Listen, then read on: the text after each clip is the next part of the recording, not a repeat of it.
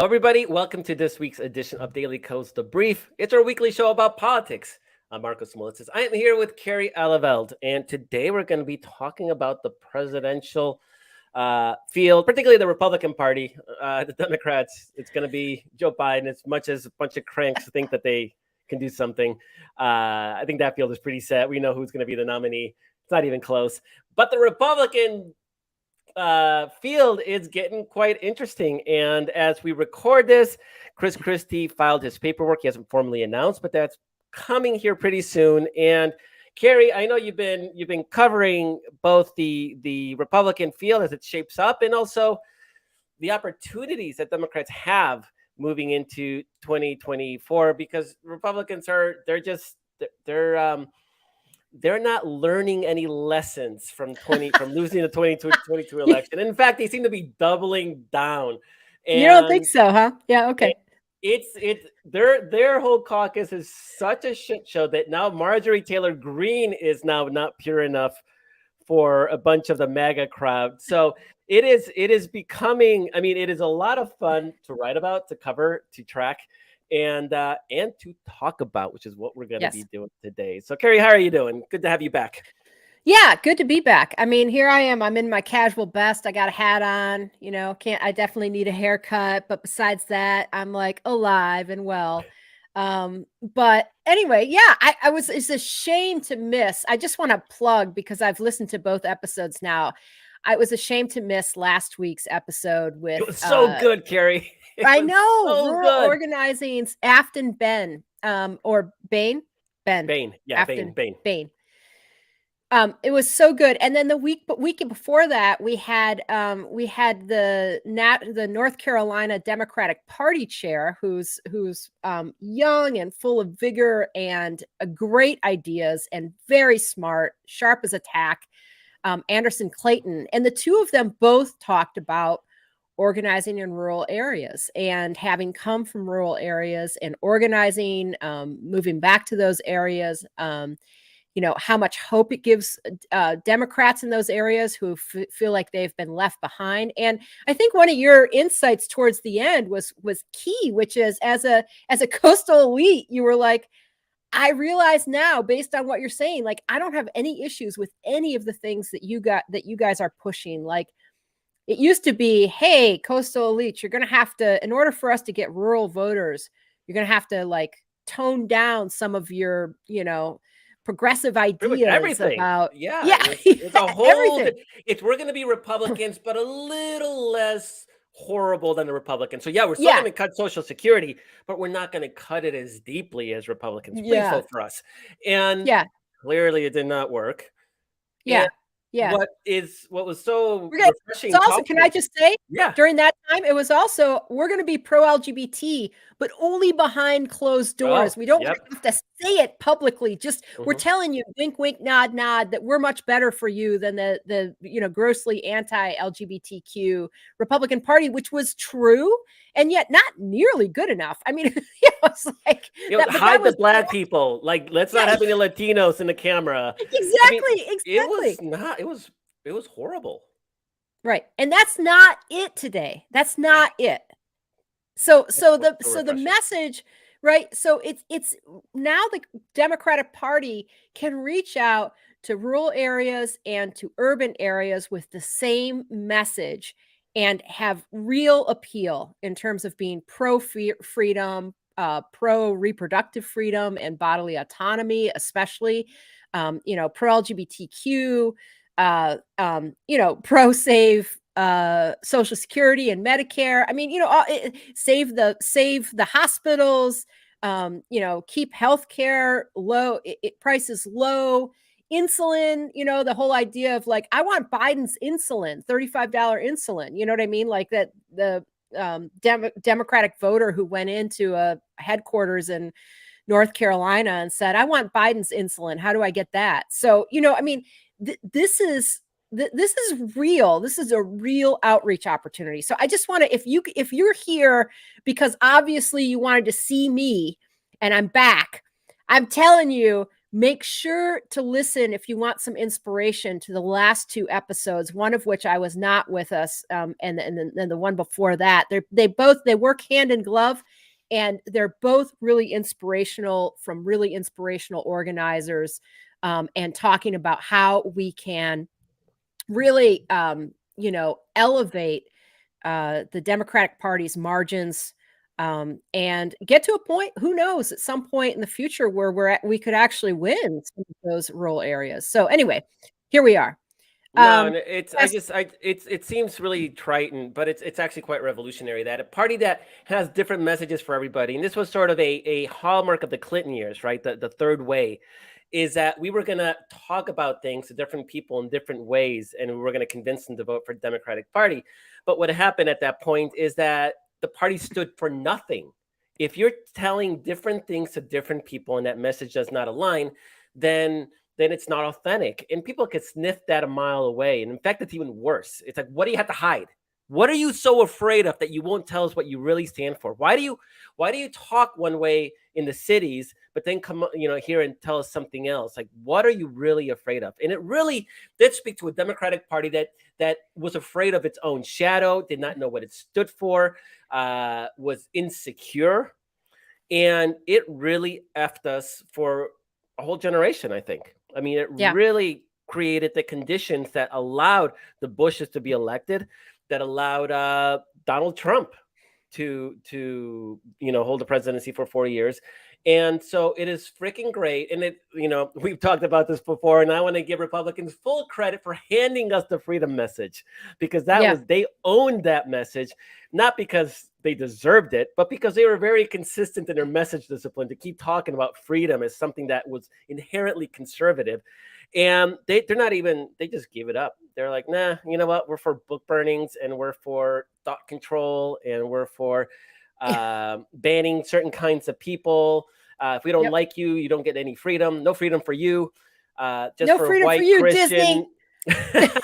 Yeah, no, forget corporate, forget about capital. We're not going to even pretend we're pro-business anymore. Yeah, We're yeah. only what, Chick-fil-A, now you have a Oh, yeah, director of inclusion and diversity, like you're required to by the law. Well, now we're going to cancel you too. And yeah. it's absolutely, Chick-fil-A being on the wrong side of the anti-woke equation is bizarro. Anyway, sorry, go ahead. Yeah. yeah, no, they were circulating videos of the CEO of Chick-fil-A actually being nice to a black person at a No, religious gathering. And so that was more horrors. evidence. That was more evidence that they had lost their way. And so they basically kind of like handed the freedom message to Democrats on a platter, and Democrats are like, yeah, we'll take that. Yeah, Thanks. I yeah, mean, you don't yeah, want it.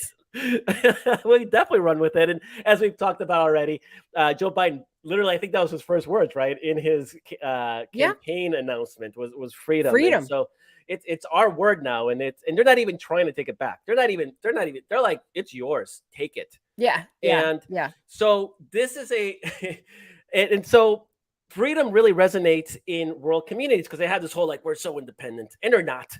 Without being subsidized, they wouldn't have no telephone service, they wouldn't have the internet broadband. Their farmers are heavily subsidized. I mean, it is a world that could not exist without urban and suburban taxpayers subsidizing that lifestyle, but they still believe that. yeah. And And so and by they view Republic, themselves as freedom lovers. I mean, yeah, that is a self-identification that regardless of how accurate it really is, they really believe that and want to embody it, right? So, right. yeah. And so at that point, if Republicans are like, we're not for freedom anymore, and no rural broadband for you, and none of these things that actually help you, and Democrats are like, yeah, we're the Freedom Party. Not saying that we're going to win rural areas anytime soon, but it begins that process. And shifting political opinions is a generational task. It takes a lot of time. I mean, we're still seeing Southern Dixiecrats holding on to their Democratic voter registration, right? I mean, Yeah. long after they voted for the last Democrat, right? They're still technically Democrats. And so it's a process. And so, yeah, we're winning 15% of the rural vote in some areas. Let's get that up to 20. Let's get that up to 25. And when you have states like Michigan, Pennsylvania, Wisconsin that are heavily rural, and are 50-50 at the statewide level, winning those percentages on in those rural areas really makes our job easier to win, makes Republicans' job harder, and we can start making some real inroads. So that's what's so exciting about Right. this episode. And I could not have been more thrilled with meeting both Anderson and Afton, because they were like, they're the future of our party, and if that's what we Totally. have, like, it's exciting. And I know we were like you're so young, They're like, we're not that old, but you told Anderson Clayton you look like a campus organizer, and I was like, oh my God, she's gonna think that we're like cutting her down. I'm like, no, we're 50-year-old people who are just insanely jealous that you look like a campus organizer. Anyway, exactly. she's on fire. She's on fire, and and I'm not saying in terms of looks, like in terms of like her capacity, her organizing capacity, her ideas. What she plans to, her energy, what she plans to do in North Carolina. I mean, and same with Afton. Vibe was great in both. And so I just highly recommend going back and listening to those 2 episodes.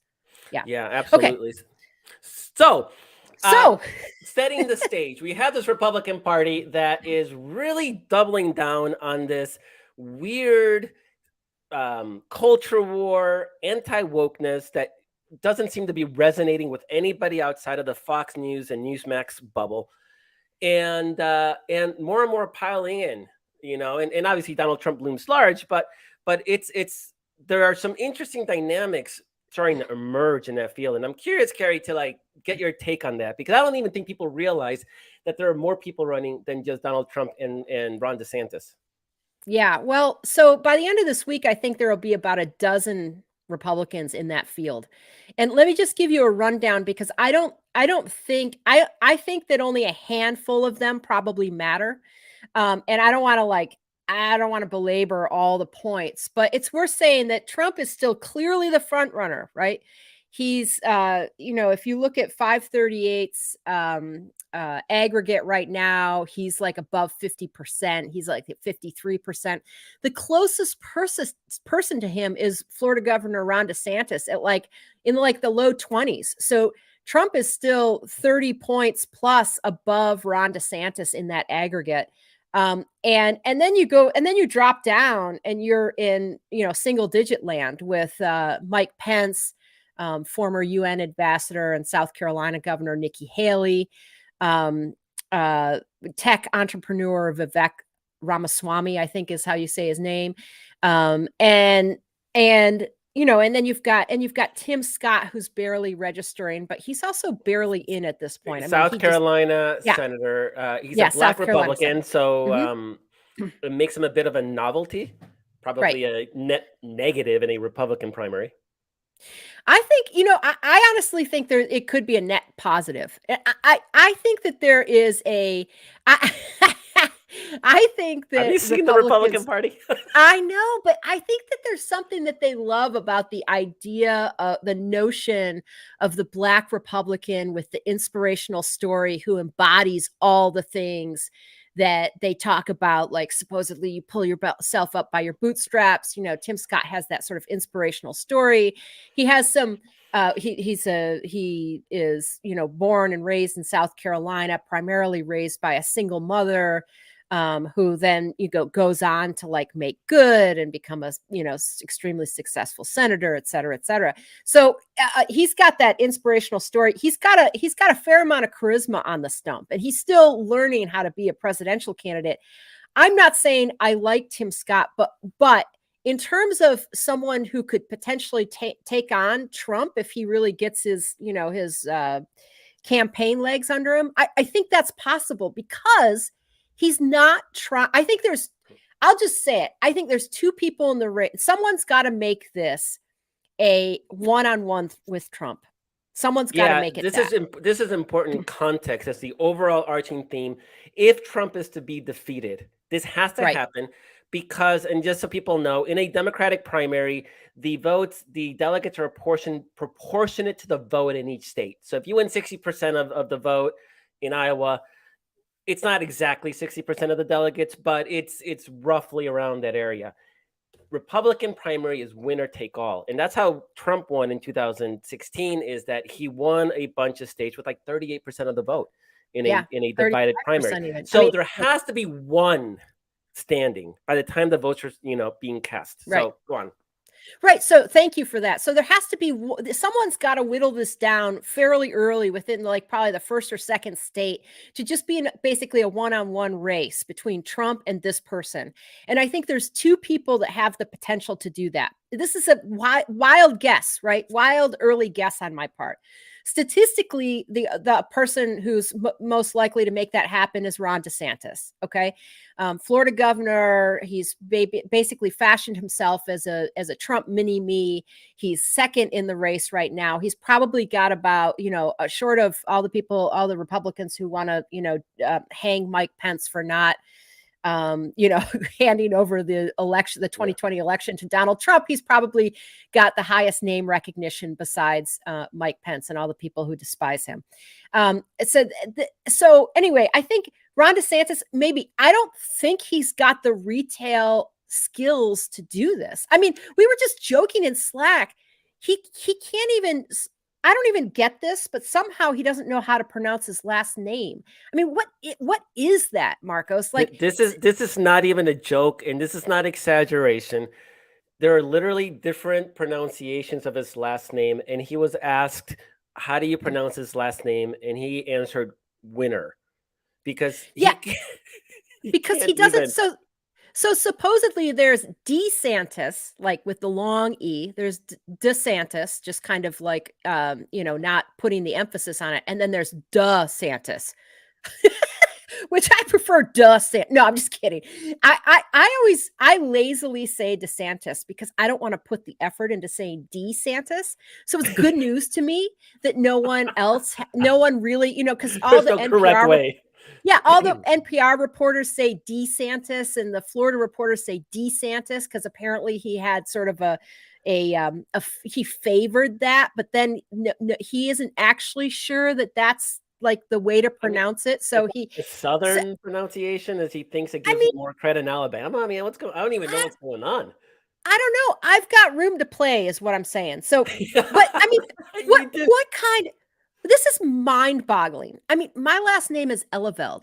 If someone asked me how to pronounce it, I would say Eleveld, not Eleveld, not not Eleveld. Like, I've been pronouncing it that way my whole life. I listened to my parents pronounce it that way. I listened to my mom, spell it over and over on the phone because because people that had trouble spelling it, so she would always do it the same way. In order, V as in Victor, D as in David, in order to emphasize the troubling parts. So, like, you grow up hearing your name, and somehow he isn't sure whether he wants it pronounced DeSantis or DeSantis or whatever. The level of inauthenticity. I mean, we're harping on this because it's kind of hilarious, but the level of inauthenticity, the level at which he is not a good retail politician. He has this like bizarro cackle. They're pushing him out with his cartoonish. wife. Yeah, like cartoonish. Literally cartoonish. He does his bobblehead thing. He is a caricature. Like, he's literally like, he'd be a hilarious cartoon character. Like, but he's not a cartoon character, so it's not that hilarious. And Gary, we called this. We said that from the beginning. Remember, we said the guy's going to fizzle. He has no presence. He wears heels to try to give himself height. His voice is thin and weak. But that was before we even saw him actually interact with humans. And it's he's like a robot. He's an animatronic. He's a Disney animatronic in action. Right. And what was it, earlier this week, or maybe, it was Monday or Tuesday, he was at a campaign event. His campaign staff was telling him that there was a World War II vet in the back of the room. And they had to tell him like 4 times. He just didn't care. And it didn't occur to him like, wow, what a great photo op to go talk to this old, hero, this greatest generation. And he finally just like waved from across the room and gave the guy a thumbs up. Like, it never occurred to him the visual value of hanging out with a World War II veteran. And this is like basic stuff. You don't need It's to. Nobody should have to tell him. No, really basic stuff. And they're rolling him out now with his wife, Casey DeSantis, who used to be an anchor on TV. And, she's got a fair amount of presence. And even when he was seated beside her at an Iowa, at an Iowa event where she was talking about how she was kind of negotiating with their 3-year-old to like not write in crayon on the governor's mansion, kind of a cute story and whatever. Mm-hmm. She's going on and on. Yeah, humanizing, right? Yeah. She's going on, and you could see DeSantis's eyes like literally in the the glaze over. He keeps on like wiping his nose with his the back of his hand. I mean, he instead of like looking at his wife with adoring eyes the way any normal candidate would and being like, human, not even candidate. That's my wife, human. Right? So they're leaning heavily on her. And whether or not Iowa, Republicans are going to buy into this, I don't know. Maybe they will. He has signed a 6-week abortion ban. Remember, you got to remember that regardless of where everything stands in the nationally right now, it matters what happens in Iowa and it matters what happens in New Hampshire. And it's hard to know whether he's going to lean. He's leaning. You can. There's already stories about him leaning into the 6-week abortion ban that he buried at midnight. When he signed that piece of legislation, he's leaning into it in Iowa and dodging it. Like no get out in New Hampshire, right? So Carrie, I'm gonna let's hold on to Iowa and New Hampshire because I think there's definitely a strategy component there.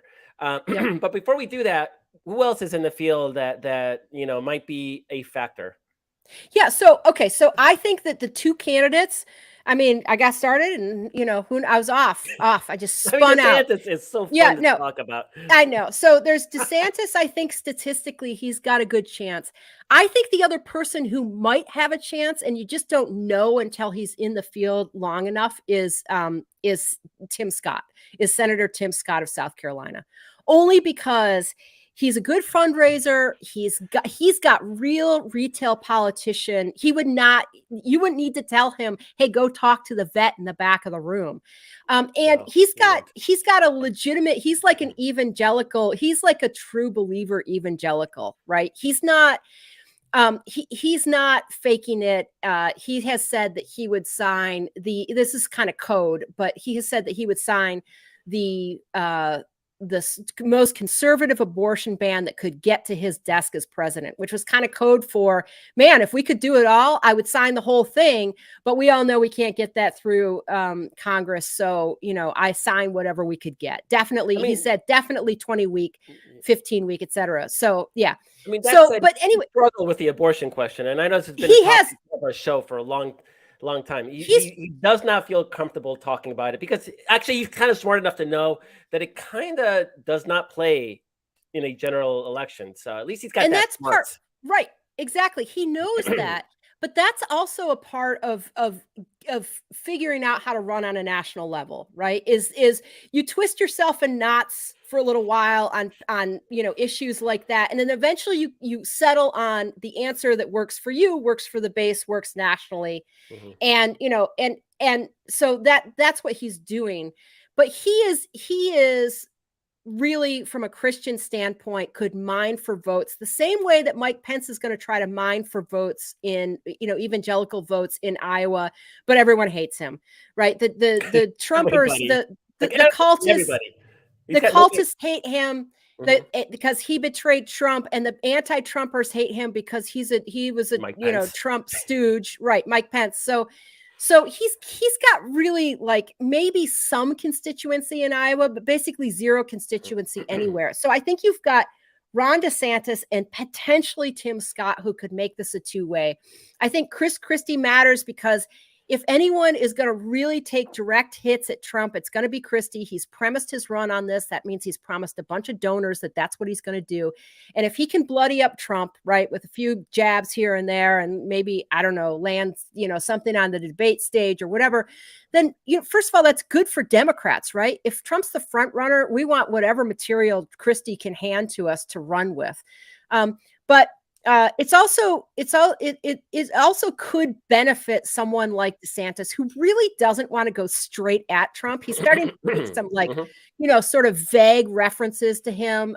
Like Nikki Haley said over the weekend in Iowa, we need a new generational leader, and DeSantis did a version of it. Was we need to get past the last several years of the Republican Party losing. But he won't say Trump's a loser. He won't name him. But he doesn't need to do that now if Christie gets in and really takes those swipes, right? This is really good for someone like DeSantis, who wants Trump to take on water but doesn't want to be the one that does it. So this is the combination you need. These other people, Asa Hutchinson, I'm sorry, I don't think I don't even think we need to bother with the rest of the field. Yeah, they're pretty worth. So let me give you this scenario, because I think there is a path to Donald Trump not winning, and I think it's a long shot. I'm not gonna. I mean, I think we can agree that he's a prohibitive favorite right now. But right, totally, 100%. Remember that the Republican primaries and caucuses are winner take all. So what happens if in Iowa DeSantis pulls off Iowa? Because Trump's been bloodied up. He's made the case. He still talked to that evangelical crowd in Iowa. Then we move just a couple of days later, or maybe a week later, to New Hampshire. And let's say that Christie, being more libertarian, New Englandy, I mean, not that New Jersey's New England, but culturally much closer, he wins New Hampshire. Then the narrative is Trump's a loser. He's lost the first two contests. And then you move on to, I don't know, South Carolina. The Republican map is different. The Democrats have ditched Iowa, New Hampshire, top of the, front of the line, but Republicans haven't. Not so. Presumably, you also have South Carolina. You got Tim Scott, the local homeboy, and then Nevada is probably in there. There is a scenario where Trump, I mean, he might be competitive, but he's not. He's just losing by a hair, and suddenly he's a loser. And Trump does not handle that very well. Yeah, and I would go so far as to say he doesn't have to be a loser to just not. He doesn't, in order to be losing, he doesn't have to be a loser. He just has to be the not prohibitive winner. So front runner, you know what I mean? Like everyone kind of expects him to sweep things. Well, if he doesn't sweep things, I think it's kind of like bad news for Trump, because supposedly he's Teflon Don and he can get through anything, and he's always winning. He's always going to beat up, and he's going to, I honestly don't think Christie has a chance in hell of winning New Hampshire. I mean, he came in 6th in New Hampshire in 2016. But I think you're right about the scenario of, what if DeSantis manages to win Iowa, and Trump's a second, and Tim Scott manages a close third, or something like that. And then Trump maybe wins New Hampshire, but isn't it's not dominant. And then you get to South Carolina and people are starting to wonder, and you have to remember that when this is so far off, Donald Trump could it's possible he's in the middle of a trial for like criminal indictment. I mean, not even that far off. We're talking 6 months, 6-7 months. Yeah. Right. So he, some people think within weeks he'll be federally indicted on this federal records case of mishandling classified information, potential obstruction of justice. Did he disseminate any of that? Jesus Christ. And Trump's not handling that very well right now. He's literally off in cuckoo land, all caps, crazy, raving nonsense about all the conspiracies against him. Yeah. And so Joe Biden wasn't indicted, and Hillary Clinton wasn't indicted, and that's Mike Pence wasn't indicted. Yeah, why don't I have Mike Pence as prosecutor? Mike Pence doesn't have an antitrust. I mean, it's really crazy stuff. And so there's a very real scenario that he's on a campaign trail, and it's just he's like, I mean, his campaign speeches are usually pretty conspiracy theory and pretty nonsensical, but I mean, there's a point where, even his own people may start to lose the thread. And so I actually think it's a pretty interesting potential. It makes a lot of sense for the non-Trump field to just camp out in Iowa, New Hampshire. Oh, Like just totally. Oh, literally, and totally. if they're smart, they build organization and they start piecing together those elements. After Iowa, Totally. the field will narrow dramatically. It always Well, and they happens. need that, right? Yeah. They need, I feel almost certain that Haley isn't gonna, she's not gonna get the traction. Pence is not gonna get the traction. What they need is after New Hampshire, they need it to be a two-person race. I mean, that's what they need. They need a bunch of people to drop out in Iowa, and then after New Hampshire, they need it to get down to two, at the most three people. And let's remember that Chris Sununu, who is the currently very popular Republican governor of New Hampshire, just took a pass on getting in. And he wrote an op-ed in the Washington Post and basically said, I didn't get in because there's no path for me. And anybody who doesn't have a path needs to drop out immediately, before or after Iowa. Otherwise, we're gonna be on the verge of what do you say, electoral extinction or something like that. Yeah, So, no, so I mean, and he's yeah, talking about Trump being nominated again. yeah, and he's popular. He's in New Hampshire, and I don't think he thought he could win New Hampshire. So he was like, "Why do I get in for a vanity run Mhm. when he's the classic pro business, socially liberal Republican who used to be somewhat favored in the party and seemed like they could like win, and he They can't were the win in his adults. own state. Yeah, Yeah, they they were were the the adults adults. in the room. Yeah. Yeah. So here we are. That's it. Matters that he didn't get in because he obviously didn't. He did. I'm sure they did the polling. I know he was. He was doing an exploration. Yeah, and there's a lot of vanity runs for sure. I mean, Asa Hutchinson, former governor of Arkansas. I'm not sure what he thinks he's doing. Nobody knows who he is, probably even in Arkansas. Yeah. And but I mean, Chris Christie has a point. Like he's looked around. Nobody's taking Trump on directly, and I actually think his is a kamikaze mission. Like he's Oh, in there totally.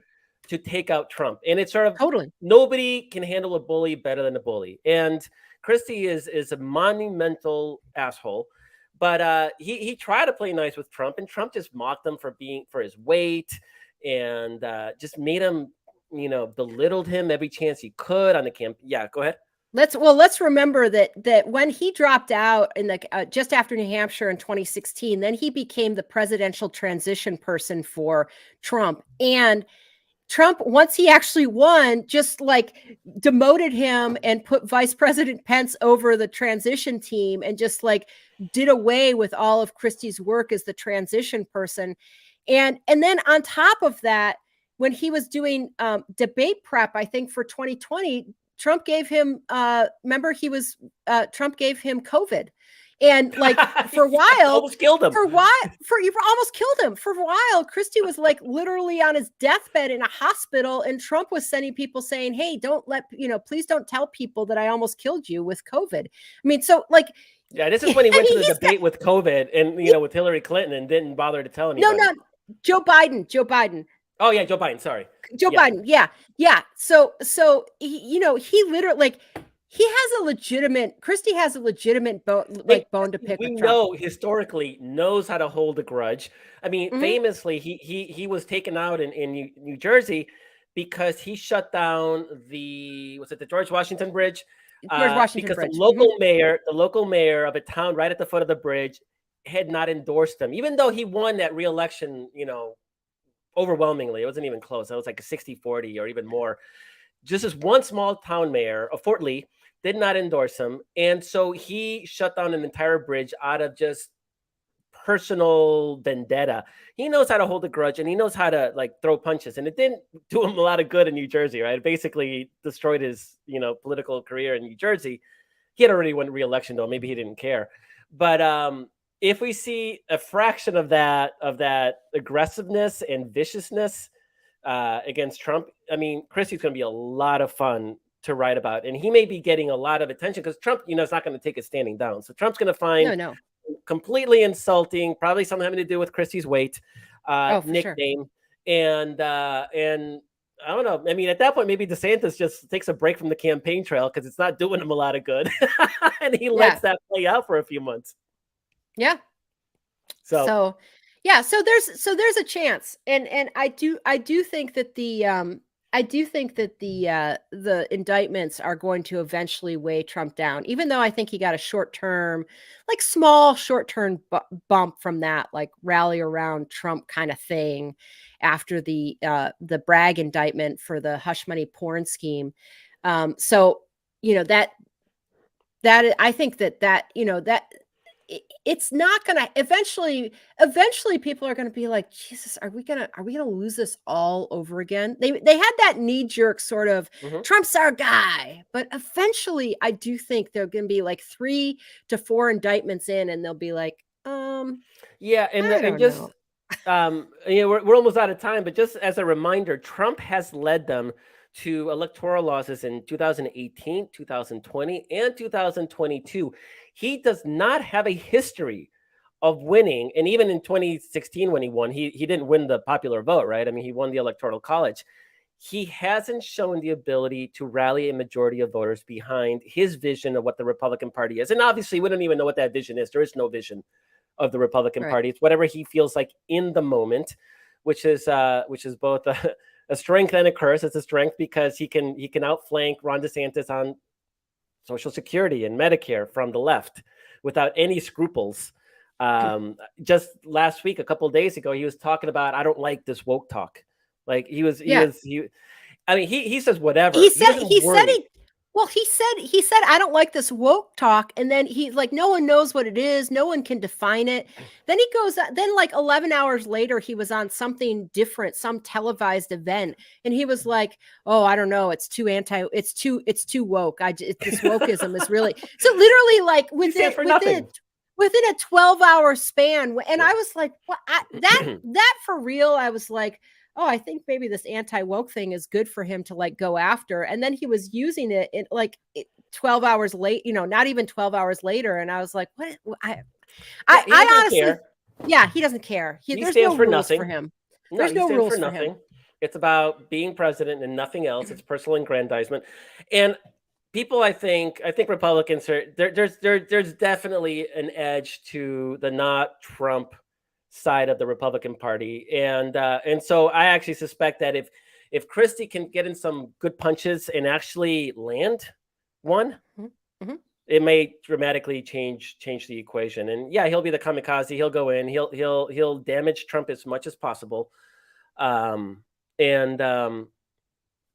it might dramatically reshape. So Iowa, New Hampshire are going to be in South Carolina are Right. going to kind of be the ball game. So I think so too. Go ahead. One more. So I know we're about to end, and I want to leave our listeners with one last thing, okay? Which is the other dynamic to think about, because I recently wrote a piece about which I recommend reading. I don't recommend reading all my pieces, but Democrats, if you Google Democrats can bury MAGA in 2024, there's a lot of elements of that piece where I'm looking at the indicators and why they are really, the indicators heading into 2024 are really bad for Republicans. But here's the main theme.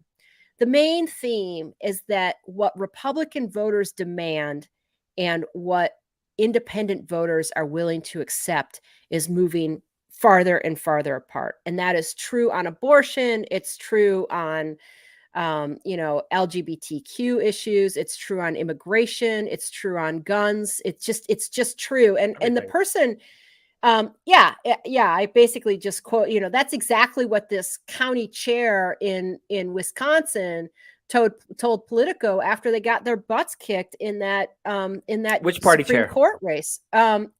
His name's The Rowan Republican? Bishop. No, the Republican? Okay. Yes, Republican Party chair. And I hate to say that which county, because I am certain I'm going to mispronounce it. Fond du Lac or Fond du Lac. Yeah. Anyway, county chair. I'm totally mispronouncing it. I apologize to the Badger State right now. But anyway, and this is what he's saying. He says what the Republican base demands and what independent voters will accept are growing further apart. And we got our butts kicked by 11 points, right, in that race. In a 50-50 state.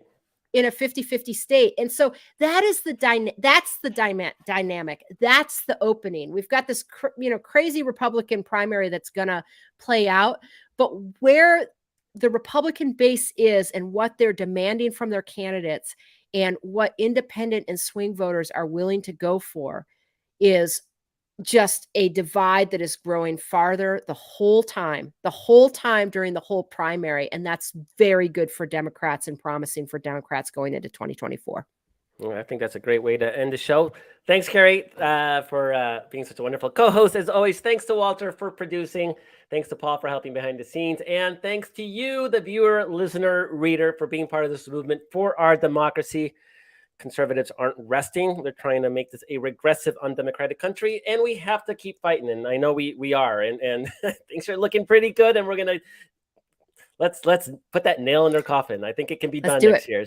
So thanks so much for being part of this movement. Love you all. Please like, recommend, let people know about us and Daily Kos. Have other people join this movement, and really do appreciate you. Catch you all next week.